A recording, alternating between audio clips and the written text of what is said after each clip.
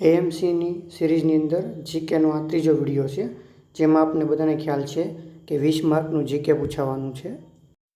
એએમસીનો syllabus છે, જે 20 ગુણનું GK આપને ખ્યાલ છે કયા કયા ટોપિક તેમાં સમાવેશ કરેલા છે એએમસીવાળાએ, તેની વિશે આપણે ચર્ચા કરીશું.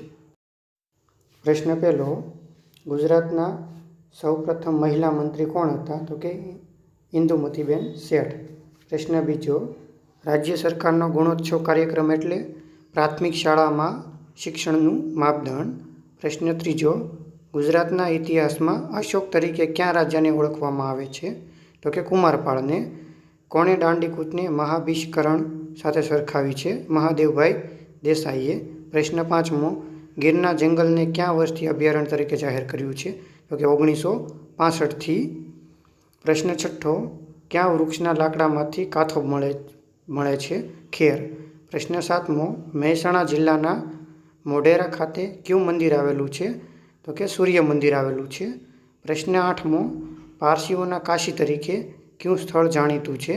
તો કે ઉદયવાડા. પ્રશ્ન નવમો, ભારતમાં સૌપ્રથમ છેલ્લે કયા નવા રાજ્યની રચના કરવામાં આવી? તો કે તેલંગાણા. કાસ્ટિંગ વોટ એટલે શું? બંને પક્ષમાં સરખું મતદાન થતાં અધ્યક્ષ આપવાનો મત.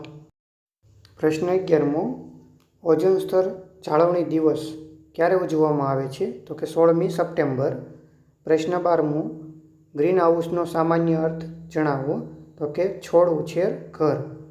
પ્રશ્ન 13મો, રાજ્ય વહીવટની પરિભાષાની દૃષ્ટિએ O&M સંસ્થા એટલે શું? તો કે ઓર્ગેનાઇઝેશન એન્ડ મેથડ્સ. પ્રશ્ન 14મો, સંચાલન એક વ્યવસ્થા છે કારણ કે વિશિષ્ટ જ્ઞાનની જરૂર પડે છે.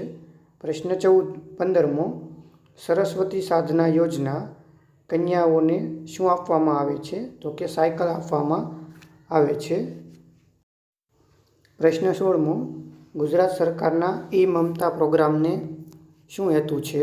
તો કે માતા અને બાળક મરણ અટકાવવાનો હેતુ છે.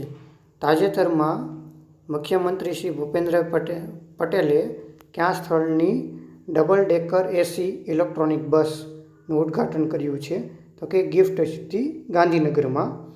પ્રશ્ન 18મો, ગુજરાતમાં સૌપ્રથમ ગ્રેઇન એટીએમ ક્યાં શરૂ કરવામાં આવશે? તો કે ભાવનગર જિલ્લાની અંદર શરૂ કરવામાં આવશે. પ્રશ્ન 19મો, તાજેતરમાં ભારત સરકારે કેટલામાં નાણાપંચની રચના કરી છે? તો કે 16માં. પ્રશ્ન 20મો, તાજેતરમાં પ્રકાશ થયેલ વાય ભારત મેટર્સ પુસ્તકના લેખક કોણ છે? તો કે એસ જયશંકર. જો તમને આ વિડીયો ગમ્યો હોય તો લાઇક, શેર અને સબસ્ક્રાઈબ કરજો.